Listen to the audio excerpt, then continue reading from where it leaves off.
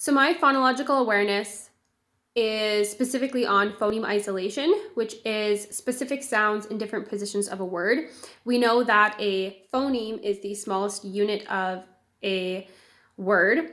And so what needs to be understood by the client is how the individual sounds make up one word. So in cat, there's 3 different phonemes that are making it up, and we want the client to be able to isolate in the initial, medial, and final position overall, so they can understand that the letter C makes the k sound, and when asked to isolate it, they have the ability to, because the understanding is there.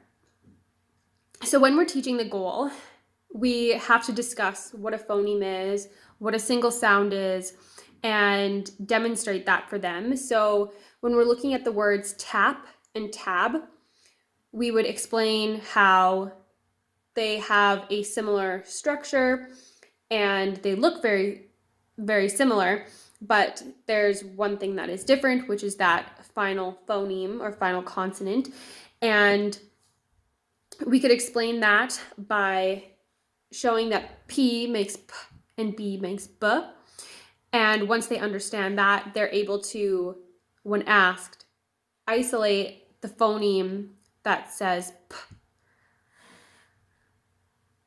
So the next step would be having them use manipulatives in a word to show that they understand the structure and which phoneme goes with which letter, which is a super step because we're adding the tactile visual letter to the phoneme sound.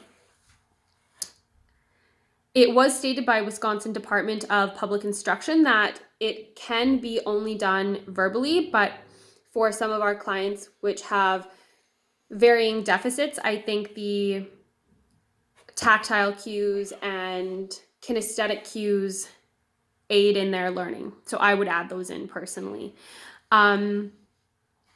It also follows our other hierarchies we learned about. So the syllable word, our next step is to present the single syllable word to the client with a picture, asking them to identify it. And we would stay with the single syllables until the initial, medial, and final positions are covered, and then we could move up to multi-syllabic words. So the hierarchy in figure 1 for phonemic awareness covers that. And that just states that we would start with the initial syllable, then the final, and then the medial to pull the isolation from.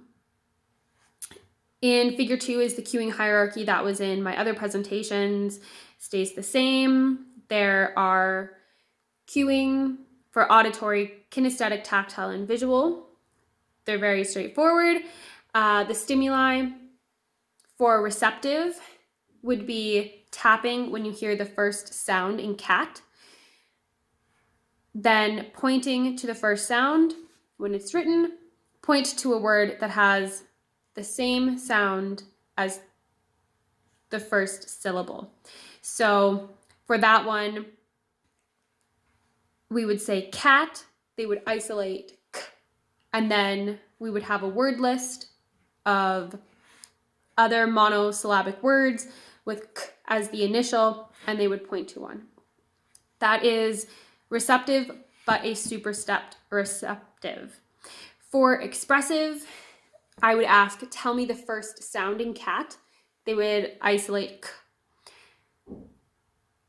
Tell me another word that starts with the same sound as cat. Expressive superstep. My corrective and incorrective feedback is listed for grading.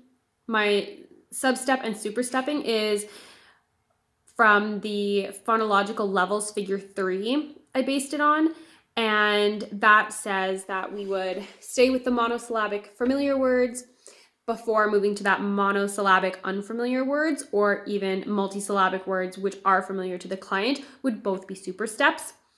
We would have visual pictures and letter cues, initial phoneme sound only, and receptive tasks only. And a super step would be limiting the audio and visual, tactile, and kinesthetic cues, and integrating expressive tasks with receptive